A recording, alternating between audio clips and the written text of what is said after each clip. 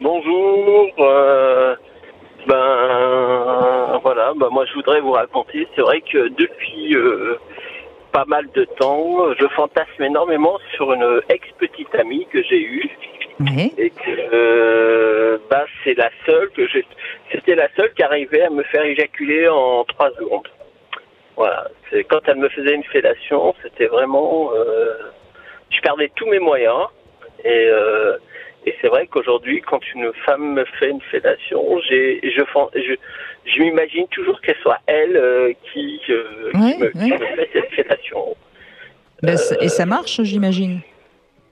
Moyennement, parce qu'elle a mis la barre tellement haute que, c'est-à-dire elle jouait avec mon sexe.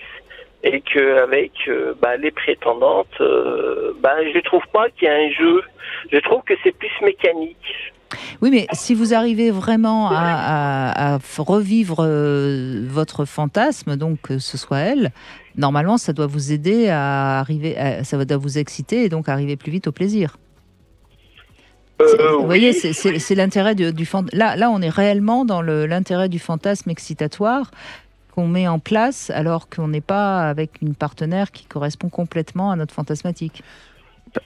Parce que dans votre exemple, vous pensez que le fait que ça ne marche moins bien avec les autres partenaires, c'est quelque chose qui est vraiment purement mécanique, c'est-à-dire vraiment de la technique pure par rapport justement au doigté, ou vous pensez pas aussi qu'il y a quand même un aspect, je dirais, émotionnel lié à la personne, la personnalité de celle qui vous le faisait, son attitude, son regard, ou même un sentiment que vous auriez eu vis-à-vis d'elle? Non, j'ai jamais été attiré par elle en tant que telle. Ça a toujours été une bonne amie. On est resté amis pendant 10 ans. Et puis un jour, je suis allé faire des travaux chez elle.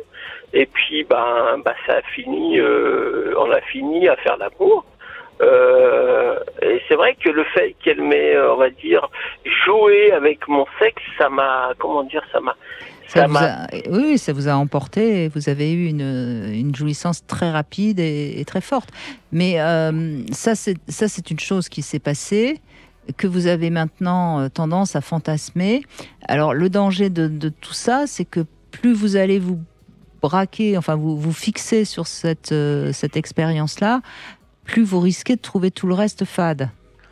Et à mon avis, il n'y a pas forcément eu que de la mécanique, parce que vous parlez beaucoup du jeu sur le sexe, mais il y a peut-être eu, de ce que vous dites, il y a peut-être eu aussi, d'une certaine façon, peut-être une violation d'un interdit, si vous étiez amis, et qu'à un moment, au bout de 10 ans, vous basculez dans quelque chose de différent. Donc là, il y a peut-être une forme d'excitation très vive qui n'est pas forcément liée au fait qu'elle joue et qu'elle manipule votre sexe d'une certaine façon, mais qui est liée à la situation, à l'interdit de cette situation, à son caractère aussi inattendu, peut-être, puisque vous êtes venu chez elle pour faire des travaux, donc pas forcément pour batifoler. Donc il y a peut-être ce contexte qui a rendu cette situation extrêmement excitante et qui a provoqué peut-être une éjaculation rapide. Ah oui, ça a été très très rapide parce que d'habitude je contrôle mon érection et même mon éjaculation. Je suis dans le contrôle permanent. Oui, mais là, Arthur a raison parce que vous vous y attendiez pas visiblement. Donc vous avez été surpris et donc vous n'avez pas eu le temps de mettre en place les bons contrôles. Vous voyez, les gestes barrières n'étaient pas en place. Oui. C'était pas à l'ordre du jour à cette époque-là. Non, mais c'était un jeu de mots que j'utilisais. Non, mais j'ai très bien compris. C'est pour ça que... non, mais c'est vrai que j'ai du mal. Je fantasme toujours. Même que quand je l'ai au téléphone, quand je raconte mes débats, et je lui dis, quand une femme me fait une fellation, je fantasme toujours sur toi. Et j'ai toujours cette envie que tu me passes cette fellation. Ah là, il y a peut-être le vaccin qui peut quelque chose pour vous, Yacine.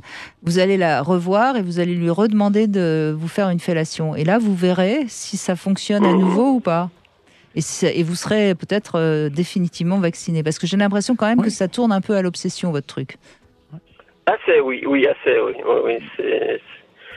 mais je trouve qu'elle avait plus d'enjeux, elle jouait plus avec. Le fait de me regarder dans les yeux, que je trouve... D'abord, Yacine, c'est pas un jouet, hein.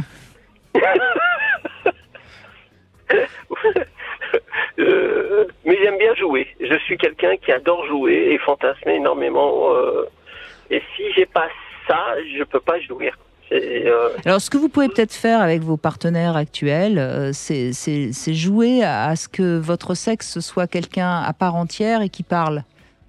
Et à ce moment-là, vous allez créer un peu de complicité, un peu de jeu, un peu de fantaisie.